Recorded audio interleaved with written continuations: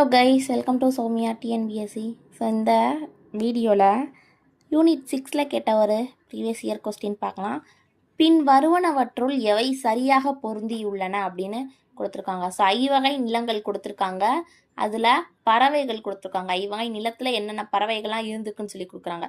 So பாருங்கள், குறிஞ்சியில் என்ன பறவை இருக்குன்னு பார்த்தீங்கன்னா, குறிஞ்சியில் கிளிங்கிற பறவை இருந்திருக்கும். ஸோ குறிஞ்சி வந்துட்டு என்ன நிலம் பார்த்தீங்கன்னா,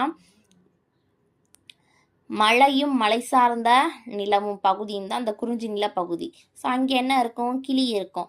அடுத்த முல்லை பார்த்தீங்கன்னா, முல்லை நிலம் வந்துட்டு காடும் காடு சார்ந்த பகுதியும். ஸோ இப்போ காடில் என்ன இருக்கும், காட்டுக்கோழிங்கிற ஒரு பறவை இருந்திருக்கும். ஸோ அதுக்கடுத்து மருதம் பார்த்தீங்கன்னா, மருதம் என்ன வகையான நிலம் பார்த்தீங்கன்னா, வயலும் வயல் சார்ந்த பகுதியும் தான் மருத நிலம். ஸோ இதில் வந்துட்டு என்ன இருக்கும், வானம்பாடிங்கிறது இருக்காது, நாரைங்கிற பறவை தான் இதில் இருக்கும் அப்படின்னு சொல்கிறாங்க. ஸோ அதுக்கடுத்து நெய்தல் அப்படிங்கிற நிலம் பார்த்தீங்கன்னா, கடலும் கடல் சார்ந்த பகுதியும் சேர்ந்த அமைப்பு தான் இந்த நெய்தல் நிலப்பகுதி. ஸோ இதில் என்ன இருக்குன்னு பார்த்தீங்கன்னா, ஆந்தைங்கிறது இருக்காது. ஸோ ஆந்தை இருக்காது. என்ன இருக்குன்னு பார்த்தீங்கன்னா,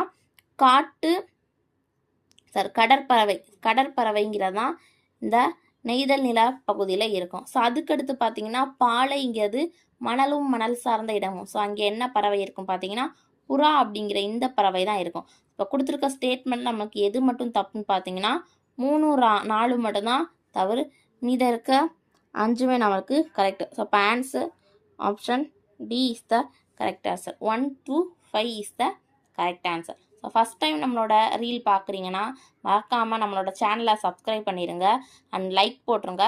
எக்ஸாம் ப்ரிப்பேர் பண்ணுற உங்களோட ஃப்ரெண்ட்ஸுக்கும் ஷேர் பண்ணிடுங்க. Bye guys.